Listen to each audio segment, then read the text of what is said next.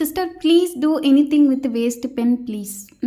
Okay பண்ணிடலாம். So நான் நிறைய பென் வந்து கலெக்ட் பண்ணி வச்சுருக்கேன், காலியான பென்னு. பட் அது வந்து வேறு கிராஃப்ட்டுக்கு, அதுக்கு இன்னும் பென் பத்தாது. ஸோ இன்னும் கலெக்ட் பண்ணிகிட்ருக்கேன். இன்றைக்கி பண்ண போகிற கிராஃப்ட்டுக்கு ஒரு பென் இருந்தாலே போதும். நான் 2 பென் எடுத்திருக்கேன்.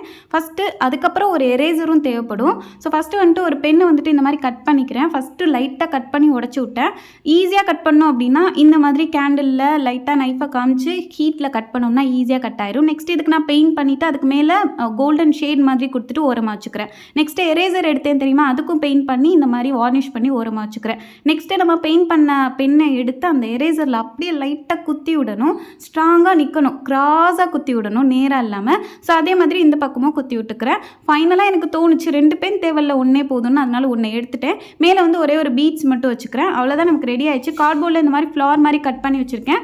அதையும் வந்துட்டு ஸ்டிக் பண்ணிட்டோம் அப்படின்னா கோல்டன் மாதிரி ரெடி பண்ணிக்கோ. இந்த வீடியோ பிடிச்சிருந்துச்சுன்னா அப்படி ஒரு லைக் பண்ணிருங்க.